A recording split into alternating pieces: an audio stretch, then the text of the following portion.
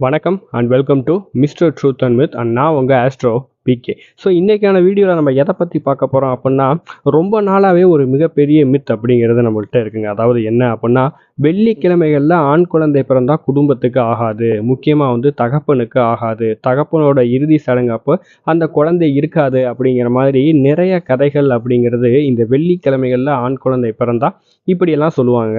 So இந்த வெள்ளிக்கிழமையில் ஆண் குழந்தை பிறந்தால் உண்மையிலேயே இந்த மாதிரி எதுவும் நடக்குமா, குழந்தைகளுக்கு ஏதாவது ஆயிருமா, இல்லை தகப்பனாரோட இறுதி காலங்களில் குழந்தைகள் இருக்காதா அப்படின்னு கேட்டிங்கன்னா, அப்படியெல்லாம் எந்த ஒரு கதைகளுமே இல்லைங்க. ஸோ இதற்கு பின்னாடி இருக்கக்கூடிய ஒரு விளக்கம் என்ன அப்படிங்கிறத தான் இந்த வீடியோவில் டீட்டெயில்டாக பார்க்க போகிறோம். ஸோ வாங்க வீடியோக்குள்ளே போகலாம்.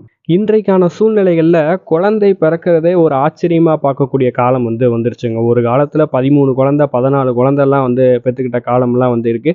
இன்றைக்கி ஒரு குழந்தை 2 குழந்தைக்கே அதுவும் கல்யாணமாகி 5 வருஷம் 10 வருஷம் வெயிட் பண்ணி குழந்தை பிறக்கக்கூடிய சூழ்நிலைகள்லாம் இருக்கும்போது, வெள்ளிக்கிழமைகளில் ஆண் குழந்தை பிறந்தா என்ன, பெண் குழந்தை பிறந்தா என்னங்க, சந்தோஷமாக ஏற்றுக்கிட்டு போய்கிட்டே இருக்கணும். இதில் முக்கியமாக பார்த்தீங்கன்னா, இந்த வயசானவங்க சொல்கிறது வெள்ளிக்கிழமைகளில் ஆண் குழந்தை பிறந்தால் குடும்பத்துக்கு ஆகாது. ஸோ ஏன் அதை சொன்னாங்க அப்படின்னு பார்த்தீங்கன்னா, வெள்ளிக்கிழமைகளில் நவமி திதிகளில் பிறந்தால் மட்டும்தான் ஆண் குழந்தைக்கு ஆகாது அப்படின்னு சொல்லலாம். ஸோ அதுவுமே ஏன் அப்படின்னு பார்த்தீங்கன்னா, ஸோ நவமி திதியில் பிறந்த ஒரு அவதாரம் யார் அப்படின்னு பார்த்தீங்கன்னா ராமருங்க. ஸோ ராமர் நவமியில் பிறந்தார். அதனால தான் ராம நவமி அப்படின்னு நம்ம கொண்டாடுறோம். ஸோ இந்த நவமி திதிகளில், அதுவும் வெள்ளிக்கிழமை வரக்கூடிய நவமி திதிகளில் ஆண் குழந்தை பிறந்தார் அப்படின்னா, எப்படி ராமர் அவங்க அப்பா இறக்கும் போது இவர் வனவாசத்தில் இருந்தாரோ அது மாதிரி இந்த குழந்தை இவங்க அப்பா இறக்கும்போது ஒன்று வெளிநாட்டில் இருப்பாங்க, அப்படி இல்லை அப்படின்னா வேற ஏதோ ஒரு விஷயங்கள்ல தகப்பனோட இறுதி சடங்குக்கு இறுதி காலங்களில் கூட இருக்க முடியாமல் போகும் அப்படிங்கிற ஒரு சூழ்நிலை மட்டும்தாங்க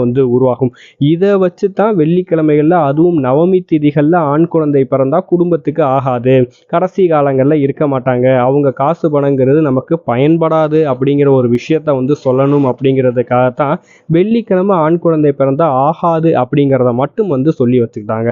மற்றபடி இதற்கு பின்னாடி பெரிய அளவுக்கு எந்த ஒரு விஷயங்களுமே கிடையாது. இதனை வச்சு நிறைய பேர் தேவையில்லாமல் ஆண் குழந்தை வெள்ளிக்கிழமை பிறந்துருச்சு அப்போ குடும்பத்துக்கு ஆகாது, பிரச்சனையை கொடுக்க, முக்கியமாக தந்தைக்கு ஆகாது அப்படின்னு சொல்லி நிறைய மனக்குழப்பங்களில் இருக்காங்க. எனக்கிட்டேயே இதை நிறைய பேர் கேட்டிருக்காங்க. ஸோ அவங்க எல்லாத்துக்கும் இந்த ஒரு விளக்கத்தை கொடுக்கணும் அப்படிங்கிறதுக்காகத்தான் மெயினாக இந்த வீடியோ பதிவு பண்ணுது. ஸோ ஒரு விஷயமே கிடையாது.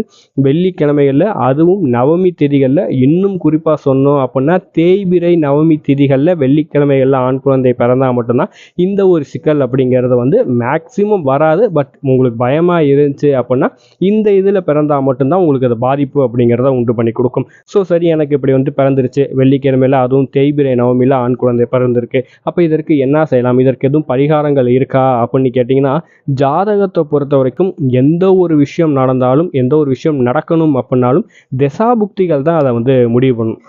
ஸோ நம்ம ஜாதகம் பார்த்து தசாபுக்திகள் எந்த மாதிரி இருக்குது, இப்போ என்ன தசை நடக்குது, 8-12 தசை நடக்குதா அப்படிங்கிறத நம்ம பார்த்துட்டு அதை முடிவு பண்ணிக்கலாம்.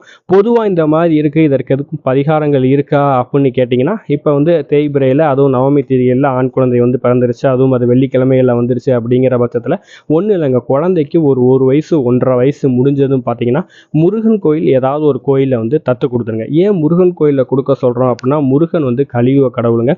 ஸோ அதே மாதிரி முருகன் எந்த ஒரு எதிரியுமே அழிக்காம அவரோட எதிரியை கூட சேவலா மாற்றி தனக்கூட தான் வச்சுக்கிட்டாரு, எதையுமே அழிக்கல. ஸோ அப்படிங்கும்போது அவர்கிட்ட நம்ம குழந்தைகளை கொடுத்துட்டோம் அப்படின்னா அவர் அதை பத்திரமா பார்த்துக்குவாரு அப்படிங்கிறதுக்காகத்தான் முடிஞ்சா திருச்செந்தூர் முருகன் கோயிலில் கொடுங்க, இல்லை அப்படின்னா எந்த முருகன் கோயிலில் வேணாலும் குழந்தைய தத்து கொடுத்துருங்க.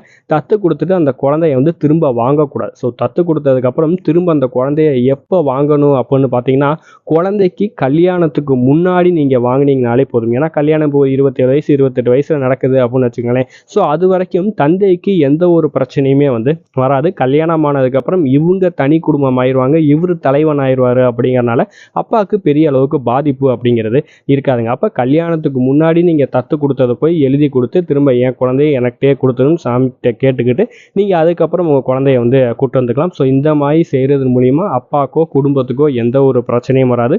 ஃபஸ்ட்டு இதை நினச்சி பயப்பட வேணாம். அதையும் மீறி உங்களுக்கு பயமாக இருக்குது அப்படின்னா இந்த ஒரு பரிகாரத்தை நீங்கள் செஞ்சீங்கனாலே போதும். எந்த ஒரு இதுக்கும் பயப்படணும் அப்படிங்கிற அவசியம் கிடையாது. எல்லாத்துக்குமே நம்மளோட சுய ஜாதகம் தான் ரொம்பவே முக்கியம் அப்படின்னு வந்து சொல்லாங்க. ஸோ இந்த வீடியோ உங்களுக்கு பிடிச்சிருந்துச்சி அப்படின்னா லைக் பண்ணுங்கள், ஷேர் பண்ணுங்கள், கமெண்ட் பண்ணுங்கள். இந்த மாதிரி நிறையா தகவல்கள் உங்களுக்கு வேணும்னு நினச்சிங்கன்னா நம்மளோட சேனலை சப்ஸ்கிரைப் பண்ணிக்கோங்க. உங்களுக்கு இந்த மாதிரி எதுவும் டவுட்ஸ் இருக்குது, அதை பற்றி வீடியோ வேணும், ஒரு விளக்கம் வேணும் அப்படின்னா கீழே கமெண்ட் செக்ஷனில் சொல்லுங்கள். நன்றி.